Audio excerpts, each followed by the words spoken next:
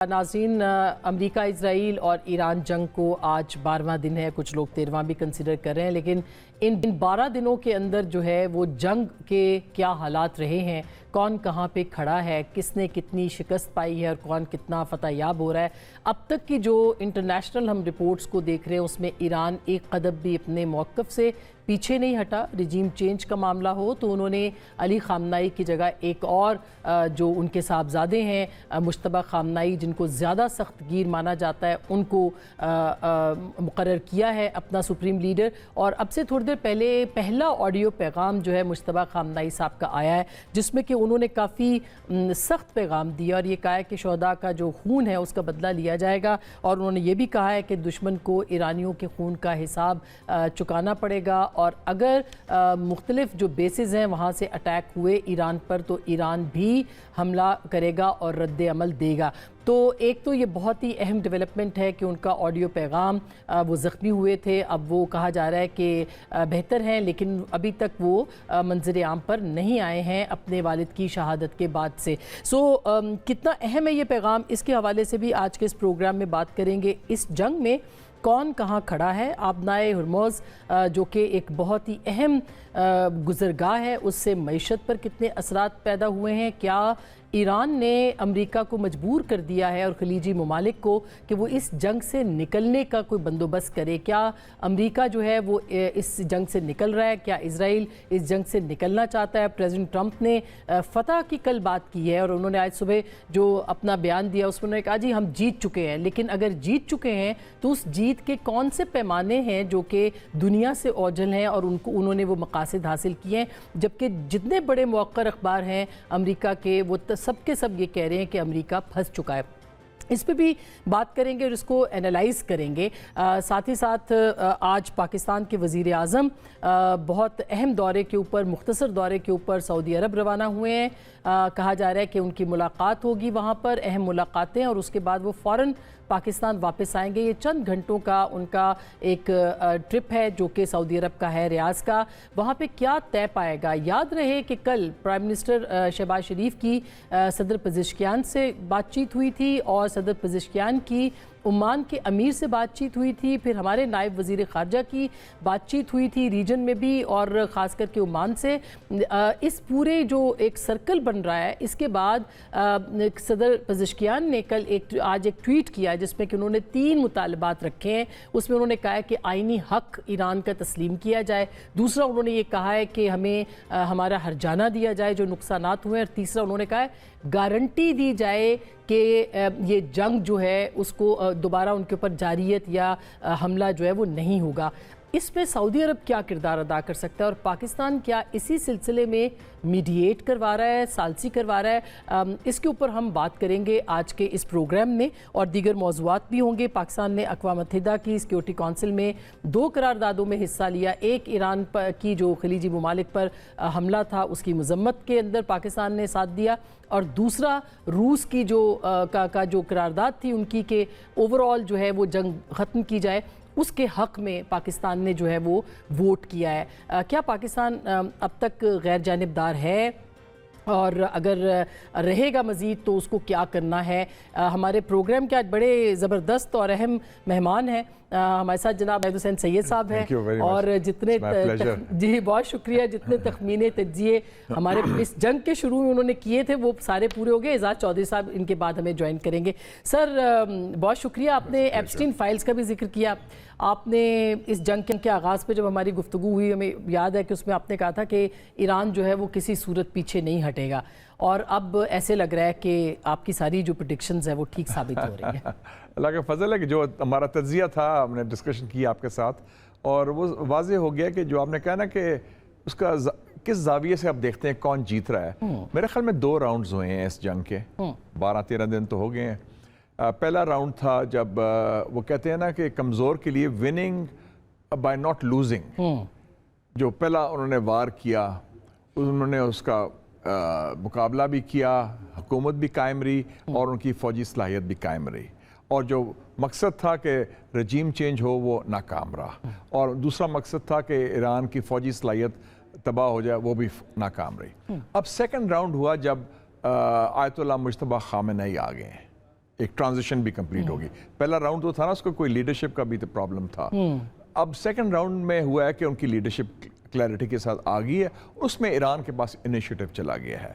कुछ जंग तो शुरू की अमेरिका और इजराइल ने, लेकिन इख्तिताम उसका या अब क्या रुख अख्तियार करता है, उसका दायरा वसी होता है, किसको कब हमला करना, ये अब ईरान का फैसला है, और जंग का खात्मा कैसे होगा। तो मेरा अपना ख्याल है कि ट्रंप अब फंस गया है। यानी दूसरा मरहला आप कह रहे हैं कि शुरू हो गया है, हो गया सेकंड वॉर, सेकंड राउंड। अब मुश्तबा खामनाई लीड करते हुए नजर आ रहे हैं, लीड आ रहे हैं, और ईरान के पास इनिशिएटिव है ये। और इसलिए मैं समझता हूँ कि ट्रंप अब फंस गया है, वो चाहता है एक फेस सेविंग एग्जिट, और मैं ये भी देख रहा हूँ कि ट्रंप और नेतन्याहू में कुछ फासला भी आ जाएगा। बल्कि रिपोर्ट्स आ रही हैं कि आ चुका है जो तेल के ज़खायर के ऊपर हमला किया। वो तो चाहता था ना कि रजीम चेंज, ये रजीम चेंज नहीं, उससे पीछे हट गया ट्रंप का तो ख्याल था ना कि ये तो फंसा दिया गया। मैंने आपको कहा था वो एप्स्टीन फाइल्स की वजह से, और बात वो साबित होगी।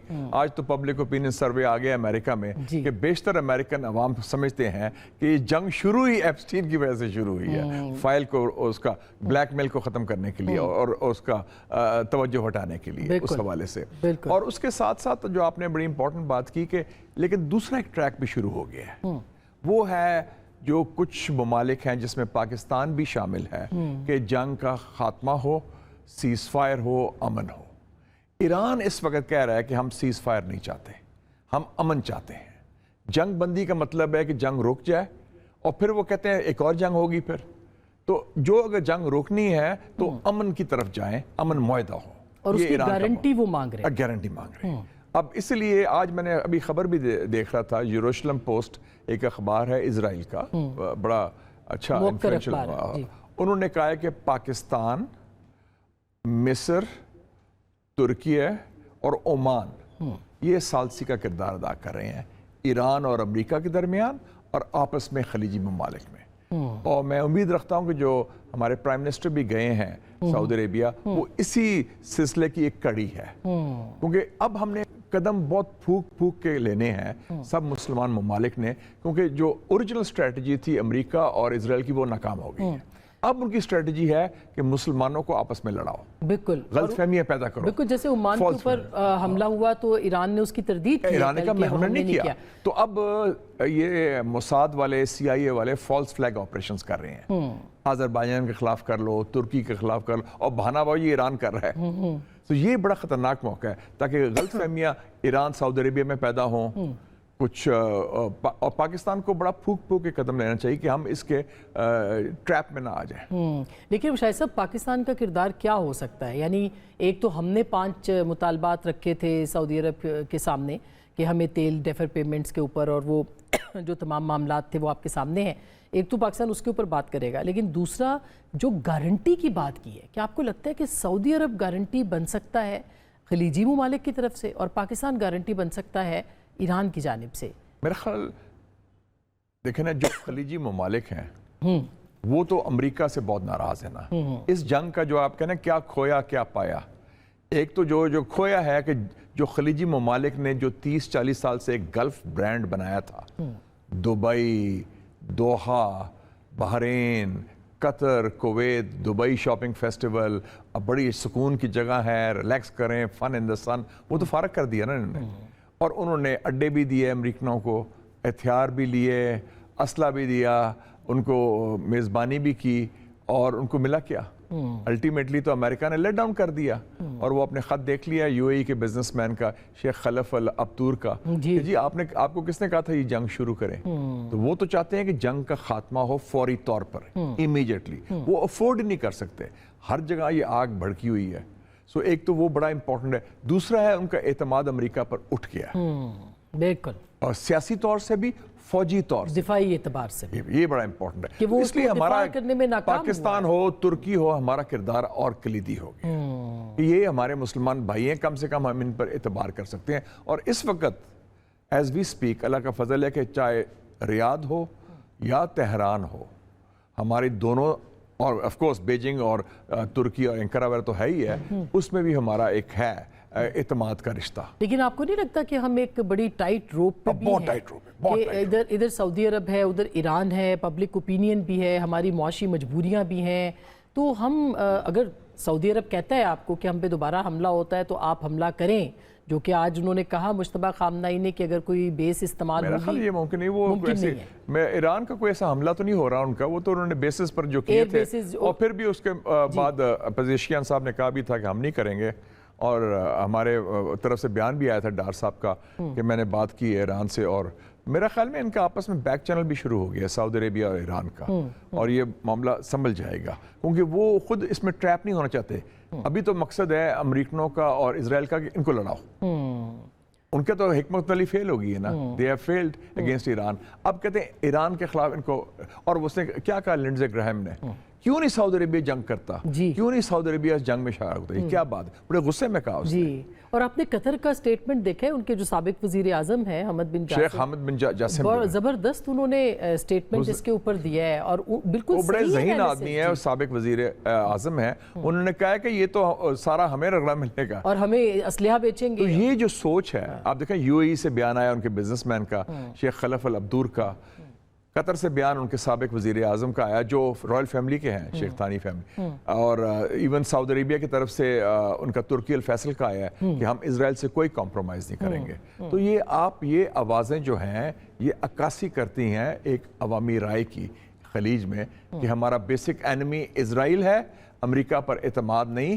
اور مسلمانوں کو آپس میں لڑنا نہیں چاہیے۔ تو آپ کے خیال میں اس وقت تک ایران کا پلڑا بھاری ہے؟ جی، ایران کا پلڑا، اور وہ اپنی شرائط کو منوا سکتا ہے؟ ایران نے، میں سمجھتا ہوں کہ یہ عالمی تاریخ میں کمال کر دیا انہوں نے کہ جس طرح مقابلہ کیا ہے، اتنا حملہ کیا جو بے بنیاد تھا، جس کا جواز نہیں تھا، غیر قانونی، غیر اخلاقی، بلا جواز، اور اس کا مطلب ہے کہ اگر قوم میں جان ہو تو آپ ہے، اور اس سے بڑا اچھا میسج گیا ہے۔ 2 بڑی جنگیں ہوئی ہیں جس میں مسلمانوں کو بڑا حوصلہ ملا ہے۔ ایک ہم نے جو مودی کا مقابلہ کیا، ایک نئی سپرٹ آئی مسلمانوں میں، پہلے کہ یہ مسلمان بڑے کمزور ہیں، مارے گئے، یہ باتیں کرتے جان نہیں ہے، ان کا پاکستان میں بڑی جان ہے۔ اب ایران نے بھی شو کر دیا ہے کہ امریکی اور اسرائیل کی مشترکہ جارحیت کا ڈٹ کے مقابلہ کیا، اور ان کی چیخیں نکل گئی ہیں، ان کو تو ان کا جو بت تھا وہ پاش پاش ہو گیا کہ اسرائیل کے پاس بڑی ٹیکنالوجی ہے۔ ٹرمپ تو گھبرایا ہوا لگتا ہے، بڑا جو کہتے ہیں نا پنجابی میں پوندلیا ہوا ہے، جس طرح وہ پتہ نہیں اس کو کیا کروں، روز بیان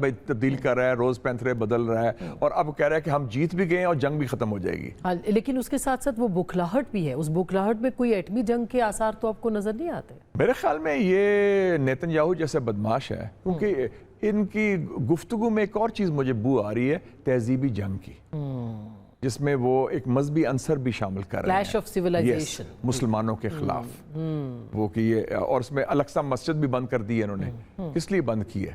اور ادھر لوگ کہتے ہیں کہ سولومن کا ٹیمپل تھا، جو ان کا اپنا جو ویو ہے، تو اور لنزے گراہم نے یہ کہا کہ اسے ہولی وار، سو اسی یہ خطرناک ہے۔ تو اگر یہ جنگ چڑھتی گئی اور ایران نے تو ڈٹ گیا ہے، انہوں نے نہ سرنڈر کرنا ہے، نہ شکست ان کی ہونی ہے، تو پھر یہ ان کا کوئی بعید نہیں، اور یہ وہ ملک ہے جنہوں نے 1945 میں بھی ایٹم بم چلایا تھا، ایک ایشیا کے ملک کے خلاف، یورپ کے خلاف نہیں، اور خاص کر کے وہ جو جزیرہ ہے ان کا خراق، اس کے اوپر بھی حملے کی اور قبضے کی بات کریں۔ جی، وہ کتنا اسٹریٹجیکلی امپورٹنٹ ہے، کیا اس پہ ہو سکتا ہے ان کا حملہ؟ وہ ان کا کوئی ادھر سے انکلیو سا بنا لیا جائے، وہ ممکن نہیں، کیونکہ ایران تو اپنا چپا چپا ایک ٹیریٹری کا دفاع کریں گے، تو اس سے پہلے مجھے لگتا ہے کہ یہ جنگ بندی کی طرف ہم جا رہے ہیں، امن تو میں نہیں کہوں گا، لیکن کچھ ڈیفیوژن کی طرف جا رہے ہیں، تاکہ آئل پرائسز بھی تھوڑی نیچے آئیں، جو میں نے کہا تھوڑی سی دوری پیدا ہو رہی ہے نیتن یاہو اور ٹرمپ میں۔ ٹرمپ کو پتا ہے کہ اس کی اب پولیٹیکل سروائیول لنکڈ ہے اس جنگ سے،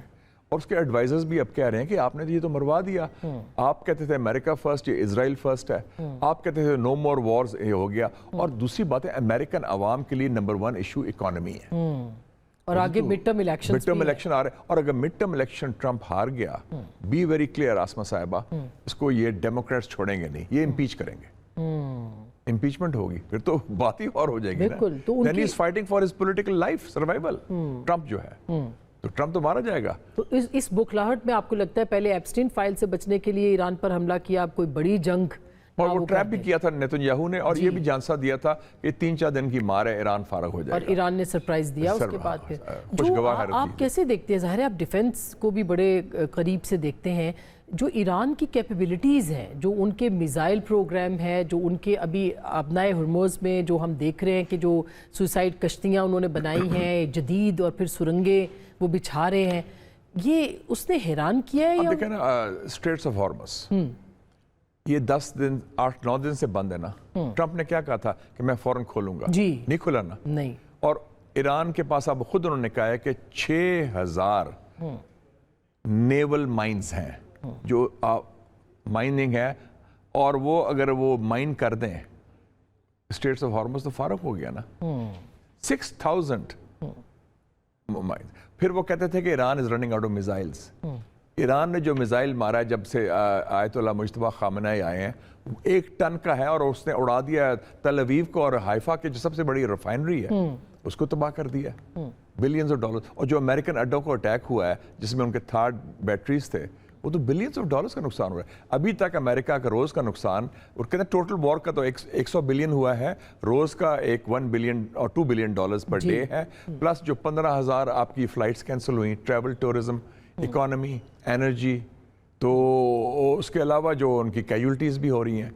اسرائیل کی تو بہت کیجولٹیز ہو رہی ہیں نا، اس میں تو مکمل سینسر ہے، جی بالکل، اور فوٹو بھی نہیں آ سکتی۔ جی ایگزیکٹلی، وہ تو کچھ انڈین وہ صرف آ رہی ہے جیسے ویڈیوز کے لوگ پرسنلی کر رہے ہیں۔ جی، اور انڈین جرنلسٹ نے کچھ وہاں پہ جا کے جو گئے تھے مودی کے ساتھ رہ گئے تھے، لیکن آپ کو اس کی وجہ یہ ہے کہ جو ایران ہے اس نے اپنے آپ کو جی پی ایس سسٹم سے ہٹایا، U S G P S سے، اور امریکہ کا کوئی انحصار چائنیز سسٹم کے اندر، جی بیدو سسٹم جی آپ دیکھیں نا، ان کا کیا کرتے ہیں، $5-10,000 کا ڈرون ہے میڈ ان ایران، وہ فائر کرتے ہیں، اس کو انٹرسپٹ کیا کرتے ہیں، ایک $5 ملین کا $10 ملین کا انٹرسپٹر۔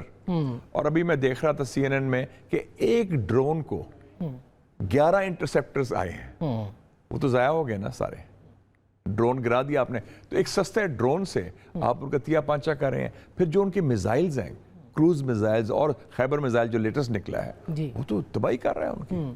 خیبر شکن انہوں نے کہا تھا ان کی نیوی ختم ہوگی، ان کی ایئر فورس ختم ہوگی، تو ان کی تو صلاحیت قائم ہے، اور ان کو پتہ بھی نہیں کہاں سے لانچ ہو رہے ہیں۔